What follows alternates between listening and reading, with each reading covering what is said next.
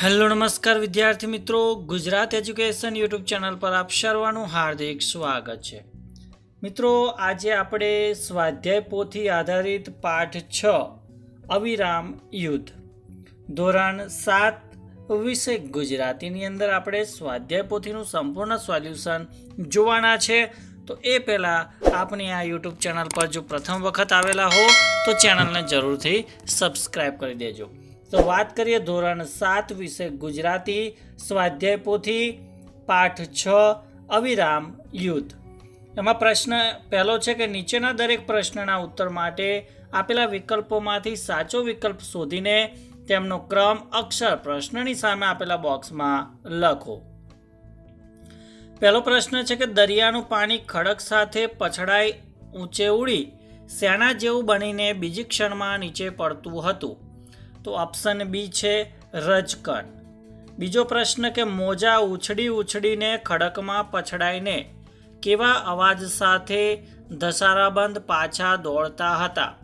તો જવાબ આવશે સી ધૂબ। ત્રીજું છે કે લેખકને હંમેશા શાનો શોખ હતો? તો જવાબ આવશે ડી દરિયા કિનારે ફરવાનો। ત્યારબાદ પ્રશ્ન 4, આકાશ પાતાળ વિધિ નાખતા પવનના એક ઝપાટે કોને જુદા કરી દીધા? તો ઓપ્શન એ છે હોડી અને માણસને। પ્રશ્ન 5, દરિયો શું હોય તેમ આનંદભેર છોકરો તેમાં ચાલ્યો ગયો? તો ઓપ્શન બી છે રમતનું મેદાન। છઠ્ઠો પ્રશ્ન કે શું શ્રમ ભરેલું જીવન અને રણ મેદાન જ ખાલી જગ્યા આપતા હશે? તો જવાબ આવશે ડી નિર્ભયતા। સાતમું છે કે લેખકના વિચાર મુજબ નિર્ભયતાથી શું ઘડાતું હશે?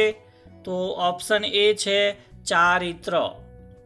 ત્યારબાદ પ્રશ્ન 2 કે કૌંસમાંથી યોગ્ય શબ્દ પસંદ કરી ખાલી જગ્યા પૂરો। તો કૌંસની અંદર આપણને પ્રશ્નો આપેલા છે, એમાંથી જ આપણે ઉત્તર લખવાના છે।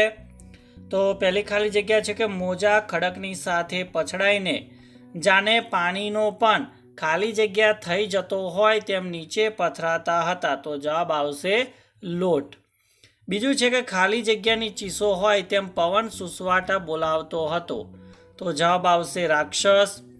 ત્રીજું છે કે ખાલી જગ્યાના કુટુંબના ટોળે ટોળા દરિયા પાર ગયેલા પોતાના પરિવારજનોની રાહ જોતા હતા। તો અહીંયા જવાબ આવશે માછીમાર। ચોથું છે કે માણસોના ટોળાને આવી જાઓ એમ ખાલી જગ્યા કરતો હોય તેમ દરિયો વધારે પ્રચંડ બનતો હતો। તો એની અંદર આવશે આહવાન। પાંચમું છે કે લોકો બળતે હૃદયે લાચાર મનોદશાએ ખાલી જગ્યા યુદ્ધનું છેલ્લું પ્રકરણ જોઈ રહ્યા। તો અહીંયા આવશે તુમુલ। છઠ્ઠું છે કે મનુષ્ય હાર્યો ખાલી જગ્યા જીત્યો। તો અહીંયા જવાબ આવશે દરિયો। બીકના માર્યા ખાલી જગ્યાનો ધંધો છોડું તો મારું નાક વઢાઈ જાય। તો અહીંયા આવશે બાપ દાદાનો ધંધો। ત્યારબાદ પ્રશ્ન 3 છે કે પાઠના આધારે વાક્ય સાચું છે કે ખોટું તે લખો। તો પહેલું છે કે છોકરો દરિયાઈ તોફાનમાં ફસાયેલા પિતાને જોઈ રહે છે। તો આ વાક્ય છે ખોટું છે। બીજું, કુદરતના બળ સામે માણસનું બળ હારે છે। તો આ જે વાક્ય છે એ સાચું સાબિત થાય છે। ત્રીજું છે કે દરિયાઈ તોફાનમાંથી બચવા માછીમાર ખૂબ પ્રયત્ન કરે છે। તો આ વિધાન સાચું છે। ચોથું છે કે કુદરતના બળથી હોડી અને માણસ બંને અલગ થઈ જાય છે। તો આ વિધાન સાચું છે। પાંચમું છે કે બાપના મોતનું વેર વાળવા છોકરો હોડકું લઈને દરિયામાં જાય છે। તો આ વાક્ય ખોટું છે। છઠ્ઠું છે કે પિતાના મૃત્યુના કારણે છોકરો કુદરતના બળને ધિક્કારે છે। તો આ જે વાક્ય છે એ વાક્ય સાચું છે। ત્યારબાદ પ્રશ્ન 4 કે નીચેના વાક્યો કોને ઉદ્દેશીને અને કયા પ્રસંગે બોલે છે તે જણાવો। પહેલું છે કે માડી સાચવજે। તો છોકરો તેની માને કહે છે કે જ્યારે તે છોકરો બાપ દાદાનો ધંધો આગળ વધારવા હોડકામાં બેસી દરિયામાં જાય છે ત્યારે આવું કહે છે। બીજું છે કે કેમ દોસ્ત ઓળખાણ પડે કે? તો લેખક છોકરાને કહે છે કે જ્યારે તે દરિયામાં જવા પોતાનું હોડકું તૈયાર કરી રહ્યો હોય છે ત્યારે। ત્રીજું છે કે લ્યો રામ રામ સાંજે ફરવા આવશો કે? તો છોકરો લેખકને કહે છે જ્યારે તે ઝપાટા બંધ ચપળતાથી હોડકામાં બેસી દરિયામાં જાય છે ત્યારે આ વાક્ય કહે છે. ચોથું છે કે વહેલું મોડું સૌને મરવાનું છે ને, તો છોકરાની માં લેખકને કહે છે જ્યારે તેનો દીકરો હોડીમાં બેસી દરિયો ખેડવા આનંદભેર ચાલ્યો જતો હોય ત્યારે આવું વાક્ય કહે છે. પાંચમો પ્રશ્ન છે કે નીચેના પ્રશ્નના ઉત્તર એક એક વાક્યમાં લખો. કે દેવ દાનવ યુદ્ધ જેવો દરિયાના પ્રચંડ મોજાનો અવાજ શાને લીધે વધારે ભયંકર બનતો હતો? તો દેવ દાનવ યુદ્ધ જેવો દરિયાના પ્રચંડ મોજાનો અવાજ અંધકારને લીધે વધારે ભયંકર બનતો હતો. બીજું છે કે મા દીકરો અત્યંત ચિંતાતુર ચહેરે શું નિરખી રહ્યા હતા? તો મા દીકરો બંને અત્યંત ચિંતાતુર એકી ટસે માણસનું અને કુદરતનું તુમુલ યુદ્ધ નિરખી રહ્યા હતા. ત્રીજું છે કે દરિયો પોતાના પ્રચંડ અવાજથી શું દાબી દેવા વધારે ભયંકર બનતો હતો? તો મા દીકરાનું હૈયું ફાટે તેવું કરુણ આક્રંદ પોતાના અવાજથી દાબી દેવા દરિયો વધારે ભયંકર બનતો ગયો. ચોથું છે કે શું જોઈને કદાચ દરિયાને પણ શરમ આવી હશે? તો દરિયાની પ્રચંડતાને પણ કશું નહીં ગણનાર આવડો નાનો છોકરો નીકળ્યો. આ જોઈને કદાચ દરિયાને પણ શરમ આવી હશે.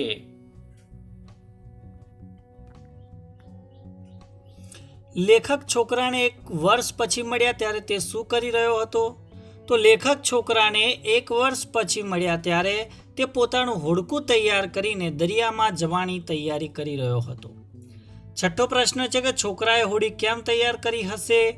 તો છોકરાએ તેના બાપ દાદાના ધંધાને ટકાવવા અને આગળ વધારવાના ઈરાદાથી હોડી તૈયાર કરી હશે. સાતમું છે કે ઘર તરફ પાછા ફરતી વખતે માએ લેખકને શું કહ્યું? તો ઘર તરફ પાછા ફરતી વખતે માએ લેખકને કહ્યું, અમારો તો સાબ ધંધો, એમ બીક રાખીએ કાંઈ પોહાય. અમે દરિયાના દીકરા, દરિયો અમારો બાપ, વહેલું મોડું સૌને મરવાનું છે જ ને. ત્યારબાદ પ્રશ્ન નંબર 6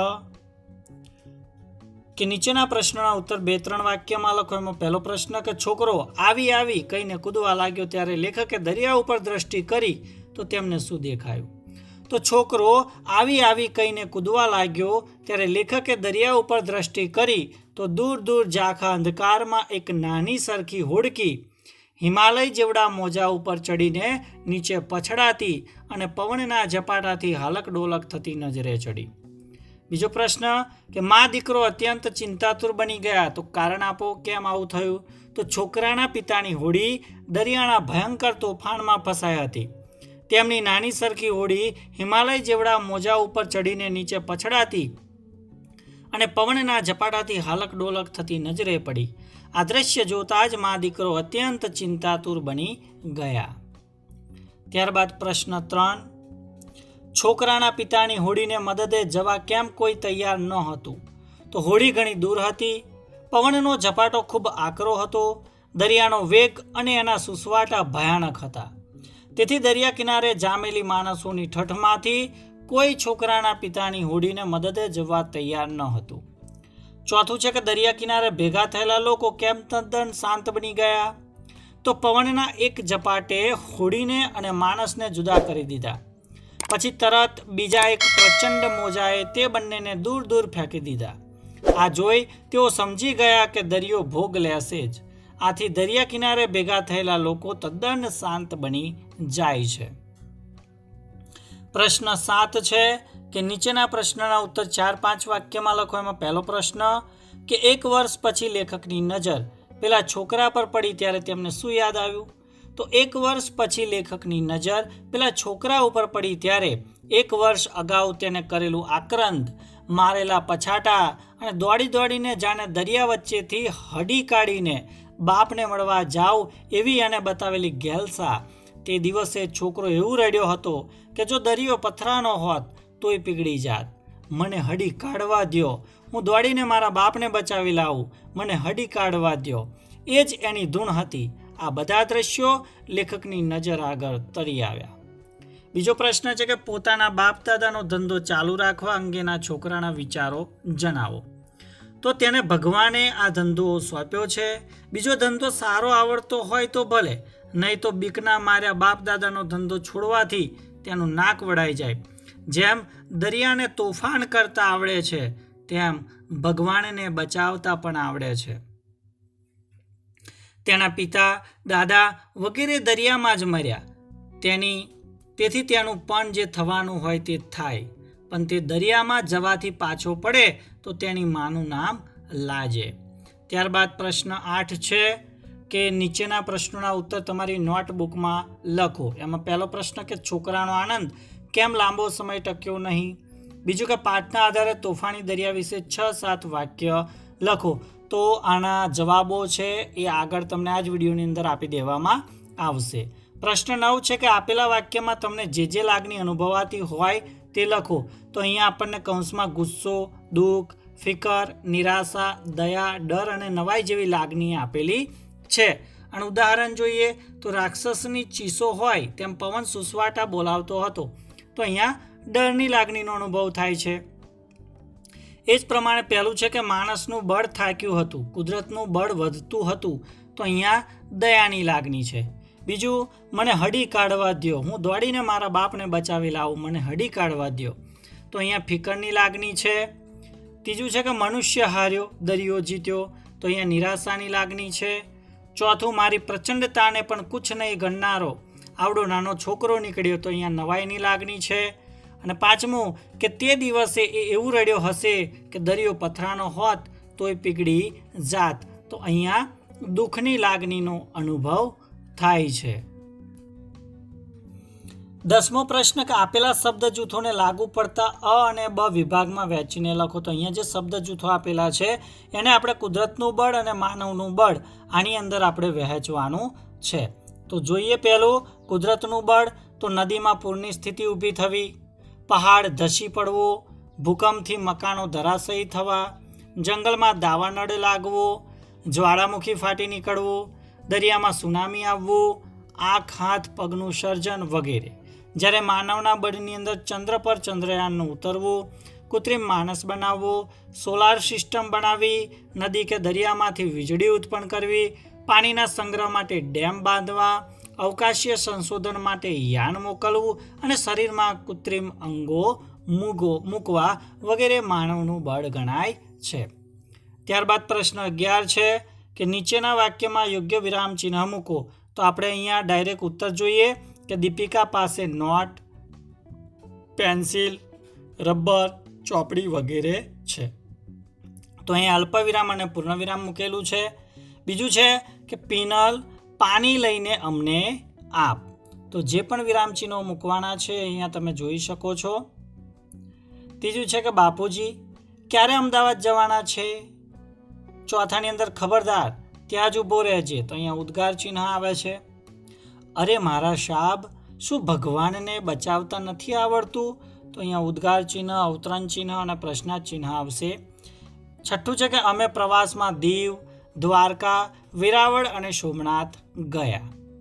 સાતમું પ્રાર્થનાના શબ્દો હતા, મંદિર તારું વિશ્વ રૂપાળું.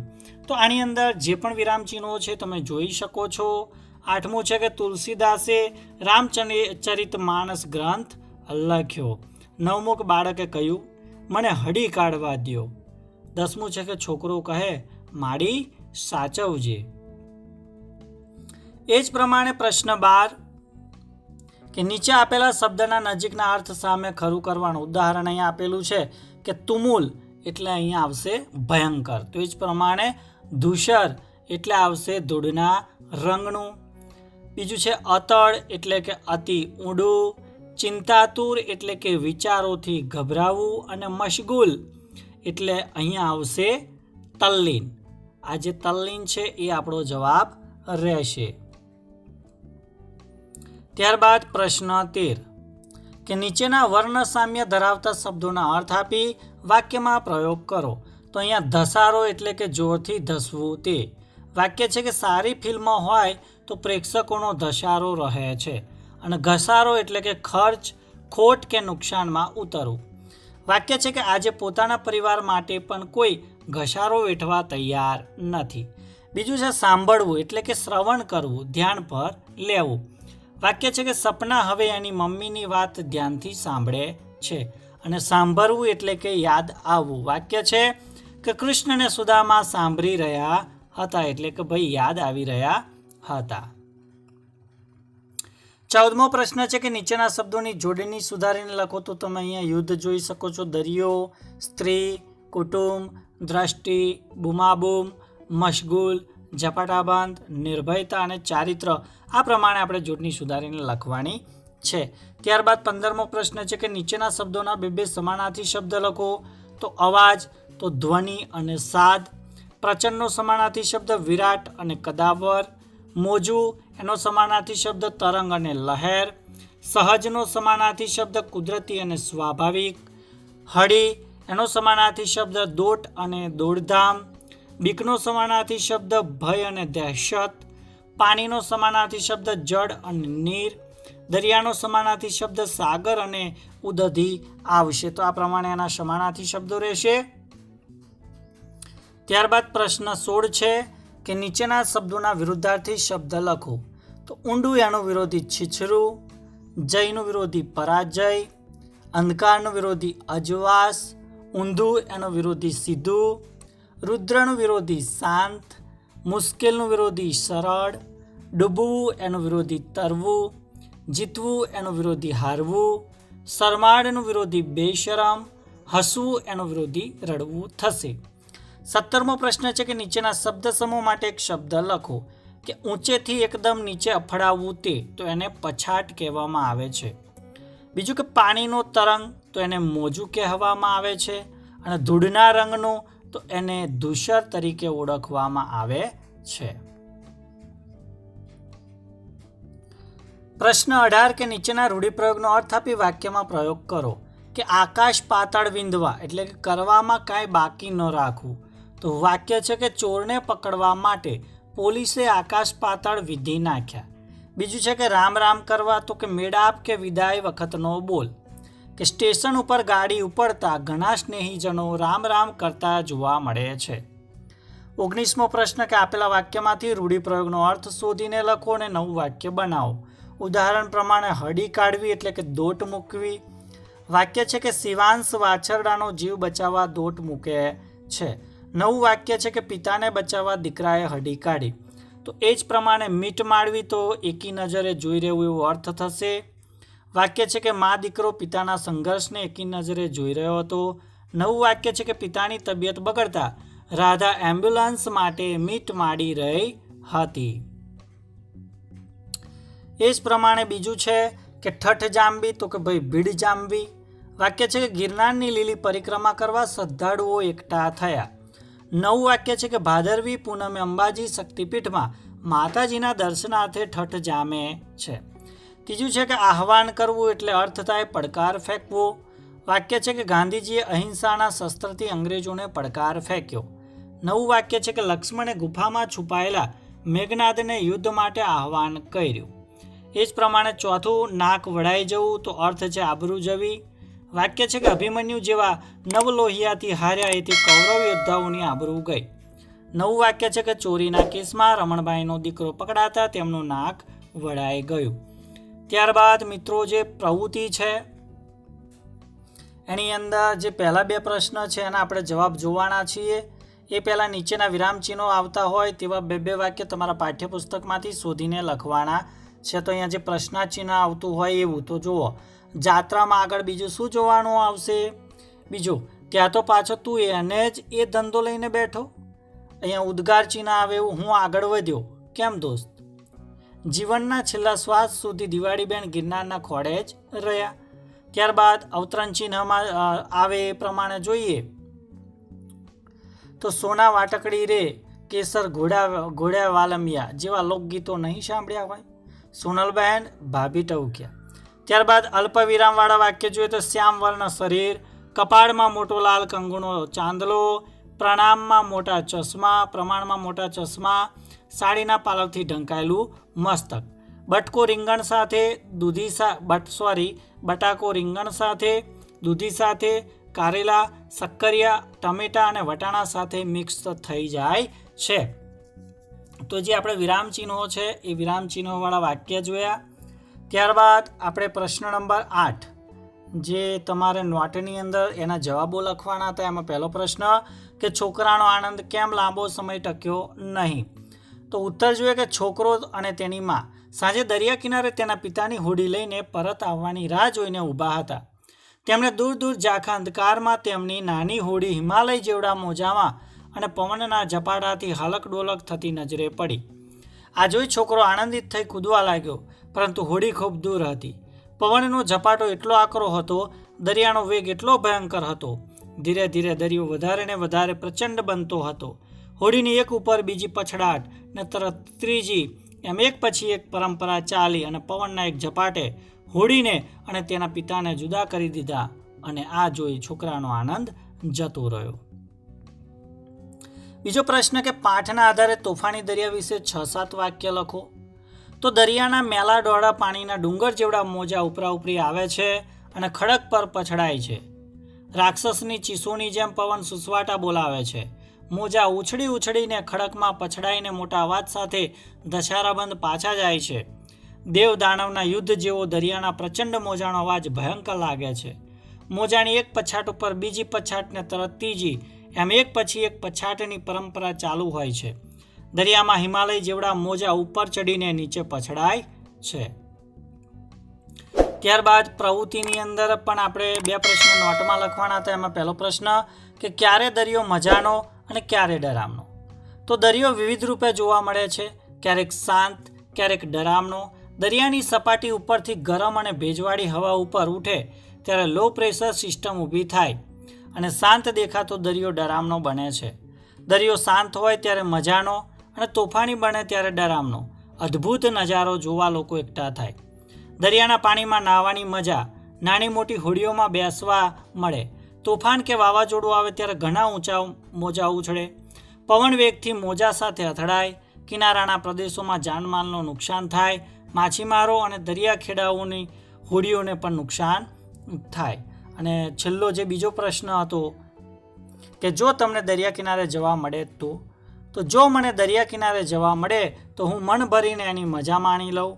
દીવાદાંડી, આગબોટો, સાગર ખેડવો એ બધું મન ભરીને માનું. દરિયા કિનારે ઊંટ ઘોડાની સવારી કરું. ખાણીપીણીના પાણીમાં ચાલતી સ્પીડબોટ, પેરાશૂટ, ગ્લાઇડિંગ વગેરેની મજા માનું. તો મિત્રો, આ ધોરણ 7 વિષય ગુજરાતી અને સ્વાધ્યાય પોથીમાંથી પાઠ 7 અવિરામ યુદ્ધનું સંપૂર્ણ સોલ્યુશન તમને આપ્યું. તો વિડીયો ચોક્કસથી ગમ્યો હશે તો લાઇક કરી દેજો, શેર કરી દેજો અને ચેનલને સબસ્ક્રાઈબ કરી દેજો.